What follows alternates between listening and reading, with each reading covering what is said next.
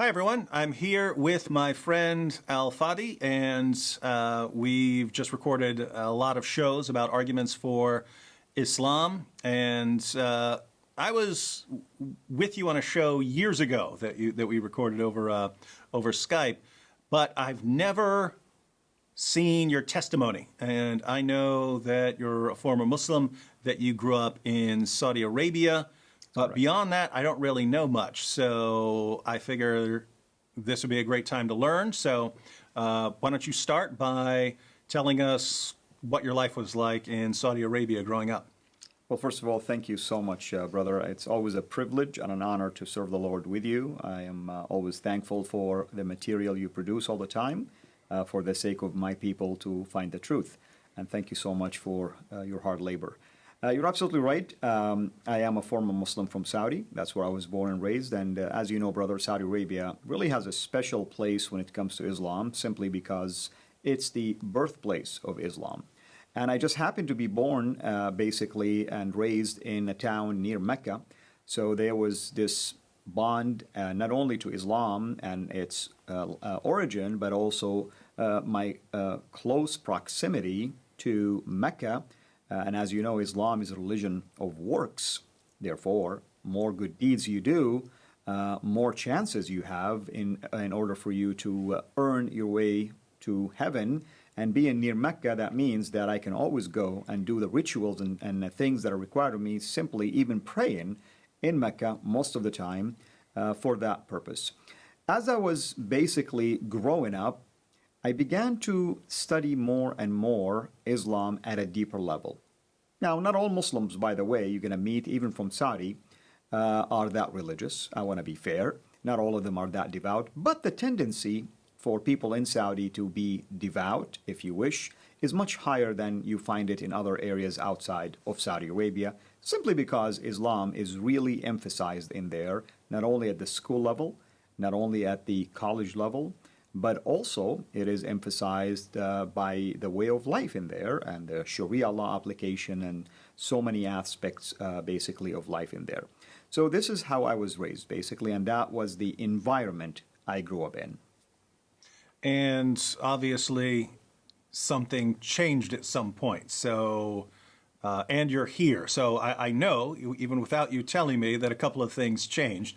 So what changed first? Did you leave Saudi Arabia first, or did you start doubting Islam while in Saudi Arabia? Well, actually, right before I left to come to basically to the West for my graduate education, I finished my college back in Saudi with the engineering degree. But the thing is this.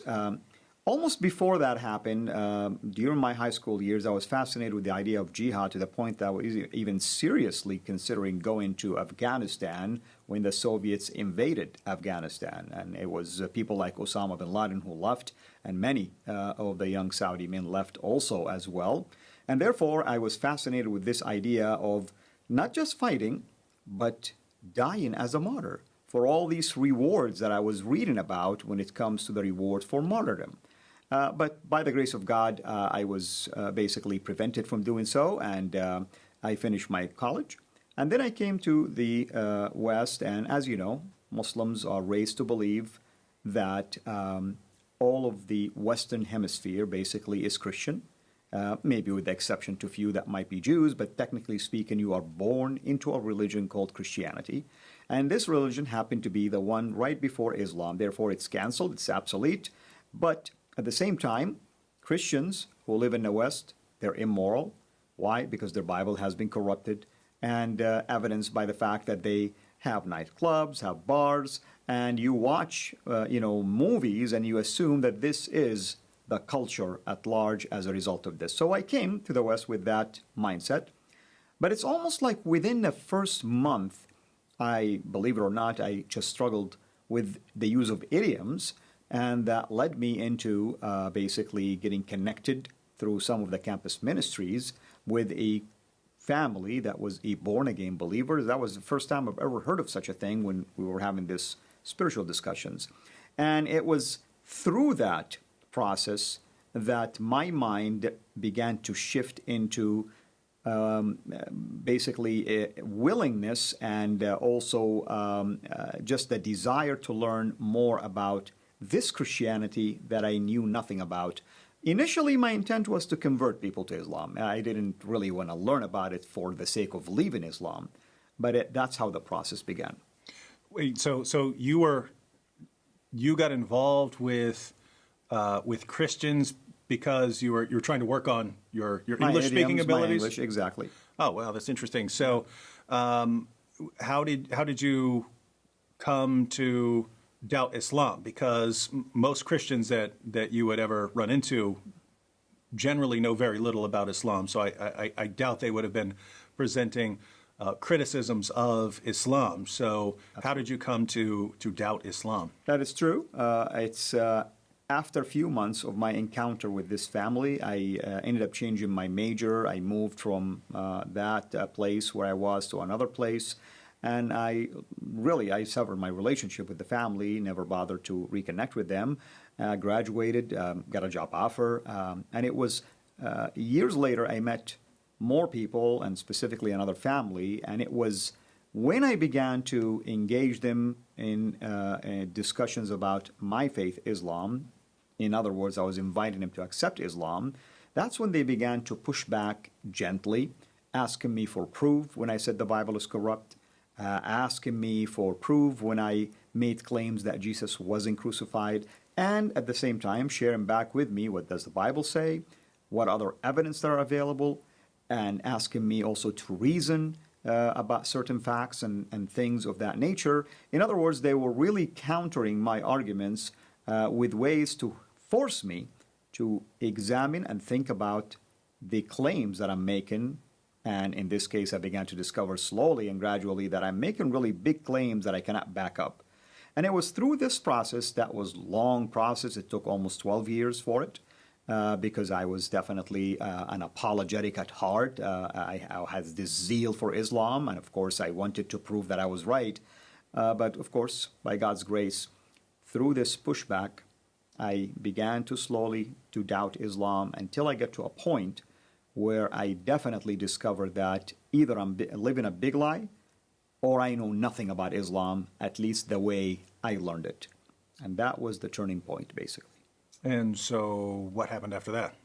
I got invited to go to a church a couple of times, and I refused to do so, for obvious reasons. Muslims, of course, don't like to go to churches anyway. And one of it is they're afraid that they'll be seen by others. Sometimes they think God is going to punish them, and so on and so forth. I spent about a year and a half, give or take, basically in, I call it spiritual vacation. I wasn't fasting, I wasn't praying, I wasn't doing anything. So I felt guilty. Remember, I'm religious most of my life.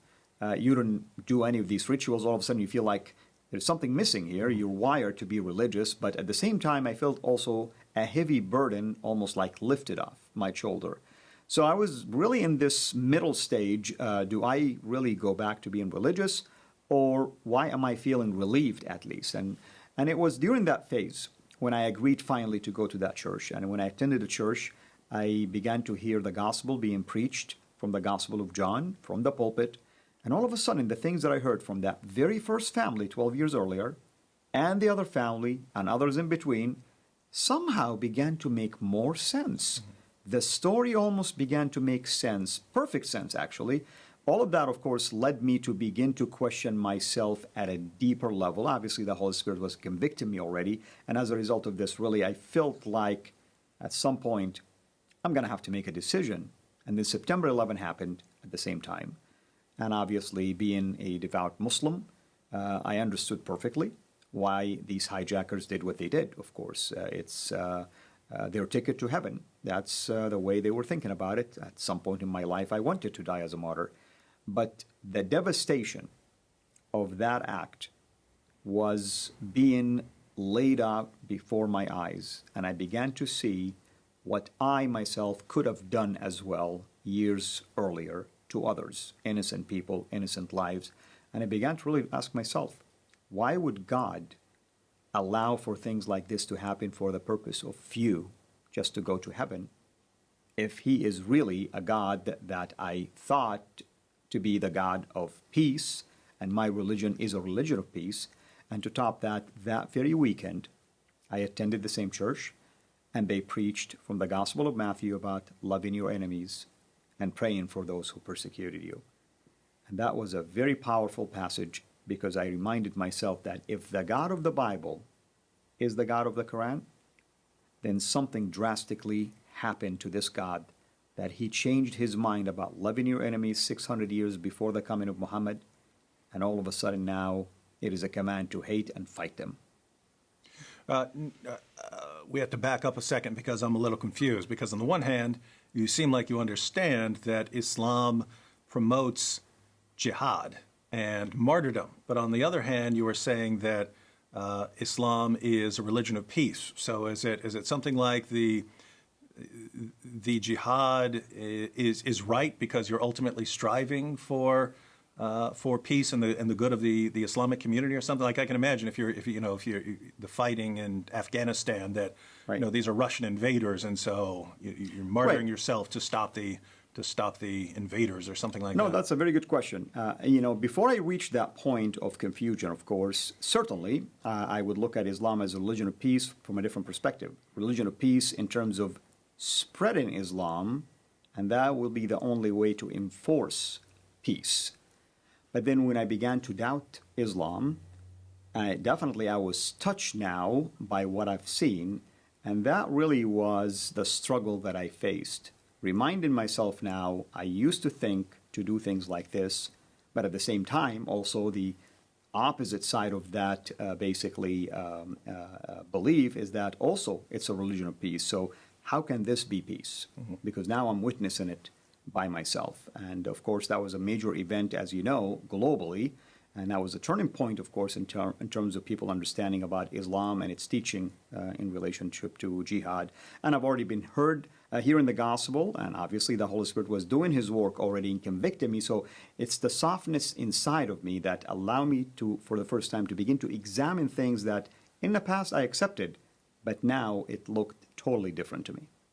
And so what was the sort of last straw?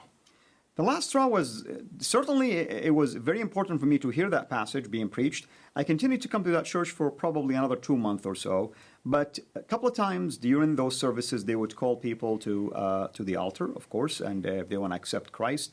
I almost felt one time tempted to do this.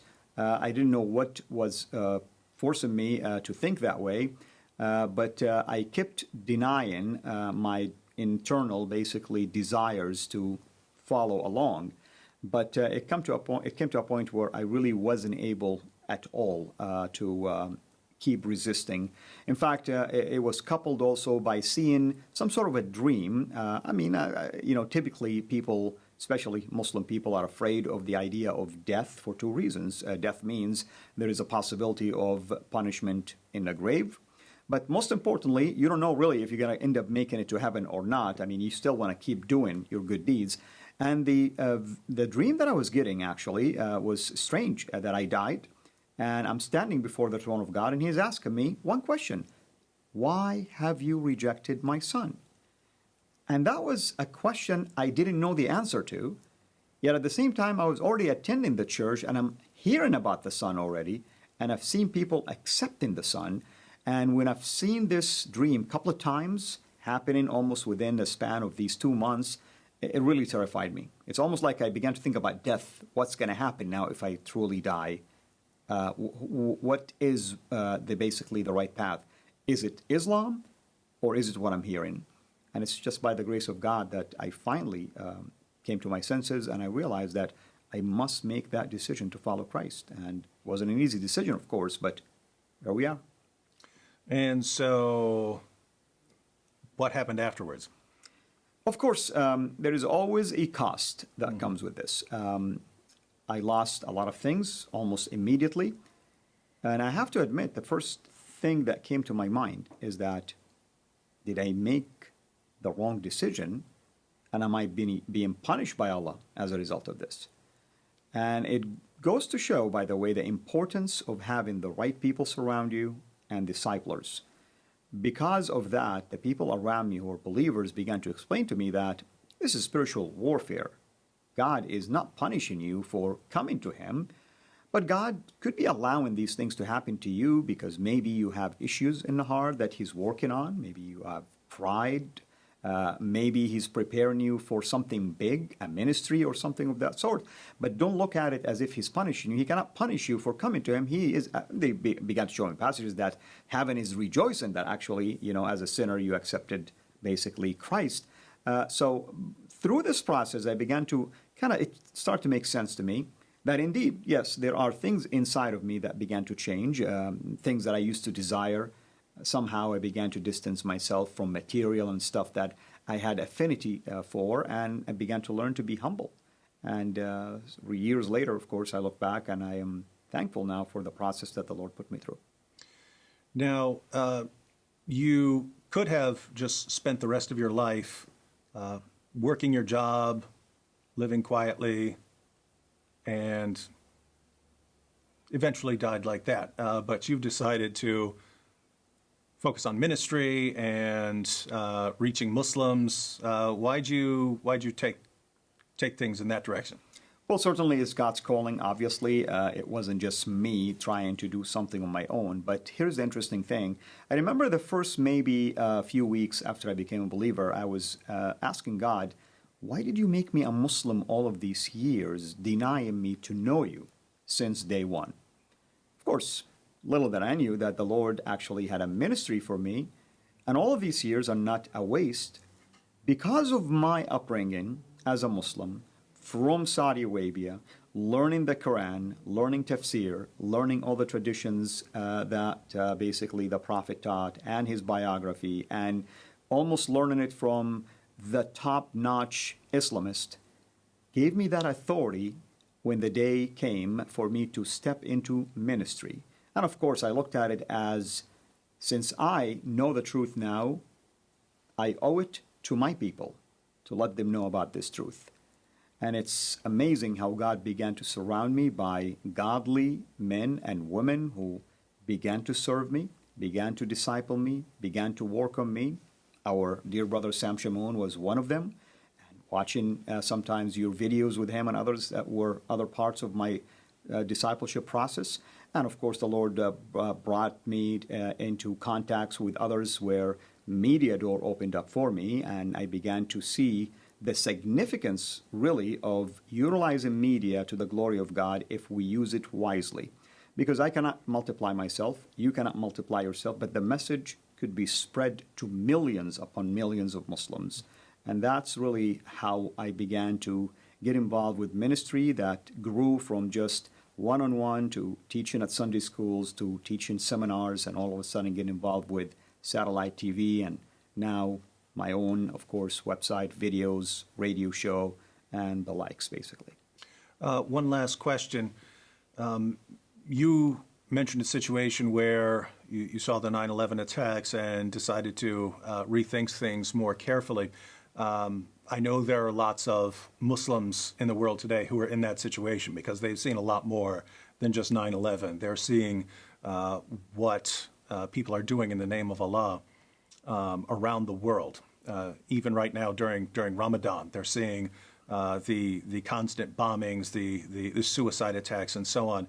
And many of them still believe in Islam, but this can become a time of reflection for them, time to think to themselves, is this religion true? Is all of this based on Islam, and is Islam true? And for those Muslims who might be ready to think about this for themselves for the first time, instead of just believing what's been passed down to them, what would you say to them? What I would say is this. They are certainly fortunate today because in my days we didn't have Google, we didn't have internet, at least as powerful as we have today. Things have developed ever since. Of course, Google came into the equation later in my search, of course. They have access to many, basically, resources online at the privacy of their own home and places. I encourage them to go and examine all evidence available related not only just to Christ and the Bible, but also examine the falsehood, I should say, and the teachings of Islam in contrast to the teaching of the Bible and Christ, and ask themselves this question: what they are witnessing firsthand right now, whether at least themselves, their immediate family, friends, or maybe just what they're watching globally taking place, unfolding right before our eyes, does that make sense? That a religion that everyone think is a religion of peace would cause such chaos globally, and since September 11, this chaos continues to intensify to where we are today. Almost every region in the world has been impacted by it. Can truly the God who revealed Islam to be the religion of peace be the same God who is also causing all of this chaos? You see, you cannot pick and choose what the Quran teaches or what the Prophet teaches, because ISIS can justify their actions just like people who wants to claim that Islam is a religion of peace can justify their actions. So one side has to be right and one side has to be wrong. And the fact that you have contradictions from within, this should cause them to examine Islam at a deeper level, utilizing all of these resources that are available for them, which I did not have in my days. Well, thank you, brother. And to everyone out there who would like to learn more, you can look at the links in the description box. That'll take you to Fadi's YouTube channel, to many more videos by him, and to more details about his background and story. And look forward to hearing much more from you in the future.